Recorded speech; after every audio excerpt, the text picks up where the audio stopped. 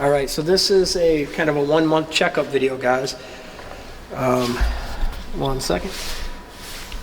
So it's me, ROLLO2413, doing another video here. This is a 1 month review on the product. So some things they don't really tell you. First they said put sand. I put lava rock down here. Lava rock works. You can see though metal will get on it. It will turn some of them to molten and kind of disintegrate them. You just want something to catch the beam. You can use like gravel stone or water stone, the stones that you get in like a creek bed. You can put anything down there. Another thing they suggest is water with sand so that it stays moist. The only reason I didn't do that is I don't want the pans to rust, and the lava rock's fairly cheap. Got a few extra bags. It's fairly light too, so it's not too hard to pull the trays out. Some of the issues that I've ran into, it's not a major one. I've got a little leak on the gas one. It's just the O-ring fitting. I need to change that since I've had it. Some of the things that make this better, and we'll go over it in more detail with some photos, but compared to an X tool, you have the full width of this bed and the full width, and then it's a pass-through. So by having it this way, you can actually run a full sheet of 4x8. You could even go wider and pass it through and get it through here. On theirs is 24x24. They do have pass-through on the other side, but that means you got to cut sheets down very small. So the biggest sign you can really do is a 24-inch wide sign. As you can see, the sheet right here that's in here right now that we've been cutting all these parts off of, this is a 4x10 sheet it was, so this is like 5x4 in here right now. And as you can see, I'm ran through the pass-through. So the advantage of that, the disadvantage, sheets are heavier. But if you need to cut a big sign or a big part, you can do that and use that. The other advantage of the Gweike versus the other, this one has a CO2 laser with it. I'm not using it. I actually have the head removed right now, just because we're cutting parts that I need the clearance. So for safety, we're using it that way. All I do is put the head back in. The welder, I've got it disconnected right now. I'm not welding with it.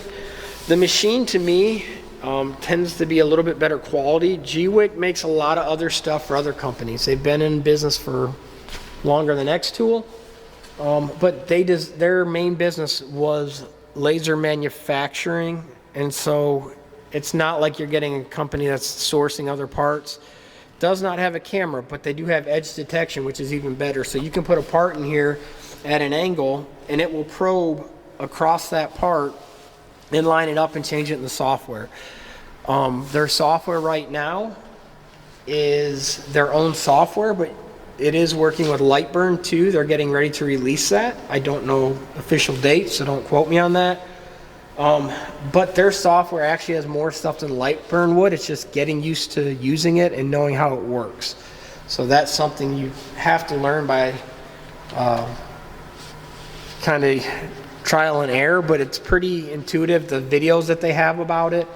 The machine's a lot bigger, but the thing is it's made to handle a lot bigger stuff. The CO2 laser that's on here is a 120 watt CO2 laser. And it's the whole length of in here. You open that up and pull it out. There's the water fill, there's the coolant, there's the exhaust fan for it, and the air pump for that's underneath there also. The laser, you hook up the gas line to it right over here. No major issues. The biggest thing is trial and error learning it. You always want to have glasses. I also have the welding lens. They do not sell this with it. I bought it separately. But it is a fiber laser welding mask. I would suggest if you're going to do a bunch of welding to upgrade to that. The other thing too, if you're running the air, you're going to need a high pressure. This reg is a 6,000 PS or 600 psi pressure, output pressure. The reg is actually rated for 4,000, but you will go up to 300 psi on the output pressure on these tanks to cut some parts if you're not using their compressor. I do have their compressor on the way. It's not here yet. So we will go over that later when it does get here. But if you're running off of tanks, and this is only on nitrogen, you're going to go that high. But you have to crank it up. One of the other issues that you will learn, and I hope more people watch this video or maybe learn from it. So the O2, and then you can see where it says O2, and then N2. The O2, the oxygen, it has a built-in regulator. And so whatever the software says it's at, you just have it preset, and then this is a regulator control. It will control it here. The oxygen, or the nitrogen, is not controlled with that. And so the downside about that is they don't tell you that up front. It's something you have to learn. So in the software, that means whatever it says presetting is for the pressures and all that, you have to go on the tank and regulate it up or down for that pressure that you need.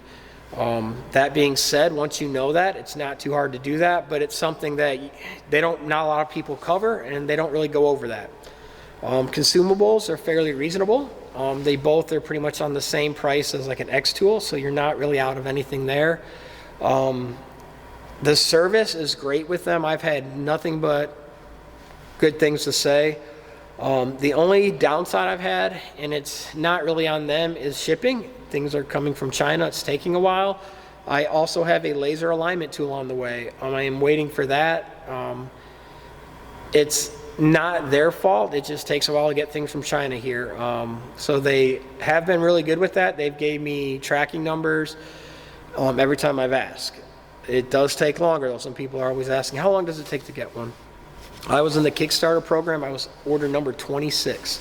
And I got it roughly within a month from when they said they were shipping them to people.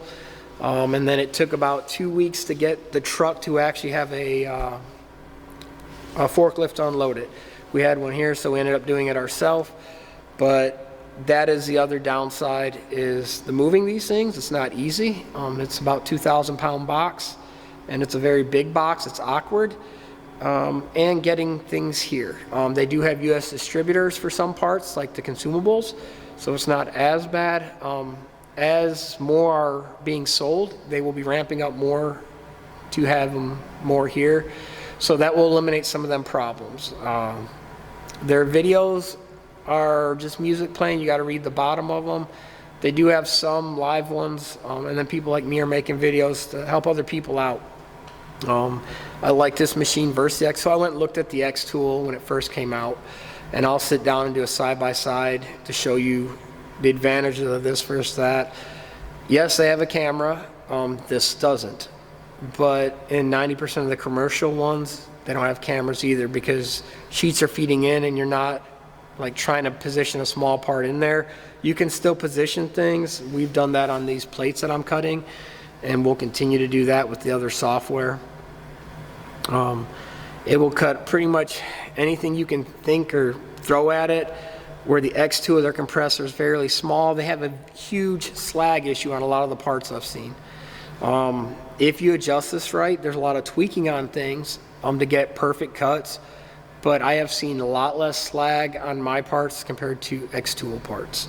I've got parts from people that have the X-Tool, purchased them just to see their quality of a part, to see my own testing, and I've gone to the demos and had them try to make a clean part, and I have better parts and better luck with the Gweike. So I like it because of that. Like I said, the downside, the price is up there when you buy the compressor and the laser and the 6-in-1. I went with the M3 Ultra. I went with everything you could get, every bell and whistle. You're looking a little bit shy of $20,000 for everything. Could you use other compressors and gases? Yes. Is it worth it? It's hard to find a piece of equipment this big that can do all that for that price range. If you go looking at any laser that's big, like the X tool, it's a tad bit cheaper, but it's nowhere near the size of what it can do. This also has a CO2 laser. So if you start taking them things off, like the CO2 laser, and then the CO2 bed is just as big, when you start doing the numbers that way, you will see that it is very reasonably priced. It is actually cheaper than the X-Tools if you subtracted some of these other components, and you've got a bigger work area. It's a little bit higher power laser. And just the technology that they've had in it and what they've put into this thing is really well and worked out and thought out through. Sorry, my voice is not the best. I've been getting over a cold, but like I said, we're gonna run some more parts throughout multiple videos so you guys can see. I'll try to take you guys along. There's not much down that I can say. The shipping time is down. The price is not the greatest thing, but if you buy any equipment that's just pricey, you're going to be in it a little money.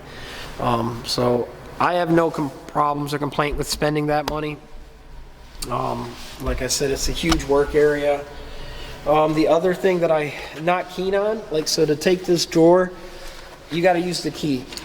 It's not a problem, but I would rather have them have like cam locks on these doors, for the simple fact you got to pull parts out. Without having a cam lock on it, it's not fun.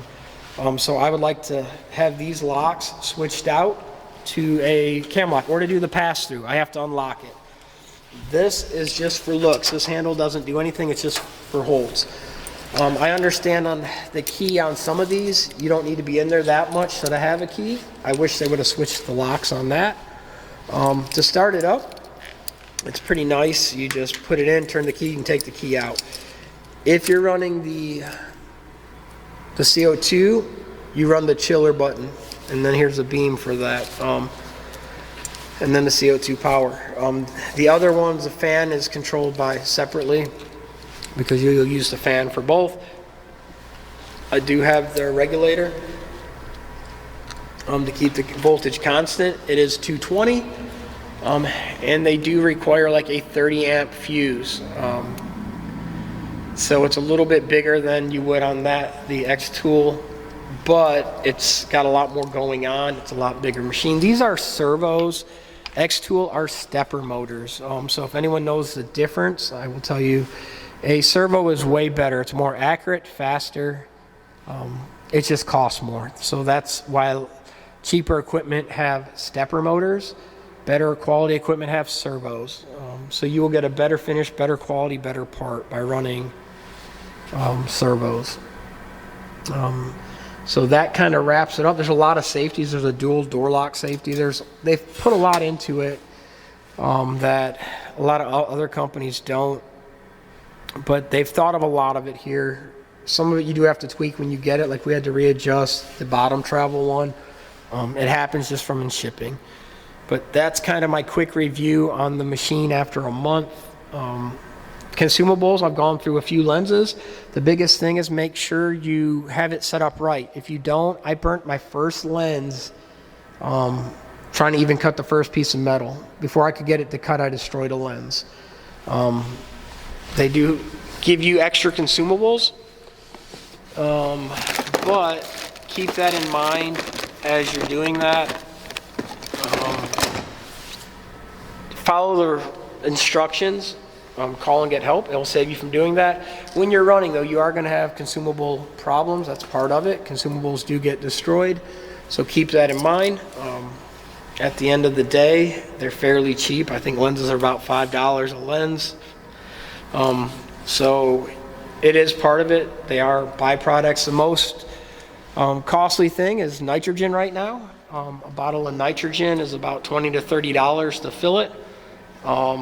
They claim about a sheet. I'm getting about a half a sheet of cuts before I've got to replace it, depending on how much stuff you're cutting on there. But it's part of the things too. It's consumable. When the compressor's here, it's pretty much will pay for itself within about a month. But you have to factor all that into when you're running one of these things. Like I said, some of the parts, this is some older stuff. We're doing a lot of cutting on things. And this is some weld tests we did. But you can make a lot of things. You just got to factor this all in, and then all your cutting and all the things you're doing with it. So consumables are a thing you will run into. Don't worry about it. Just be cautious. Try to buy extra before you need them, because getting them shipped sometimes can be back ordered. They do have other stuff coming out. Alignment is a huge thing, so keep that in mind also. And that pretty much covers it, guys. So on that note, I want to say thank you one more time. Hope you guys found this useful. If there's any questions you guys have, let me know. Links down below. If you're interested in getting it, I've got 2 links down there. They'll give me a little kickback if you buy one. Hope you do. If you got any questions, message them or set up a thing. They'll set up a thing where you can demo one in your area so you can come see it before you buy one. I would suggest doing that if you guys have any questions on them. ROLLO 2413. Please like, subscribe, and follow. Peace. I'm out. Make sure to hit that subscribe button. That's why you don't miss any more Michi and Bobby videos.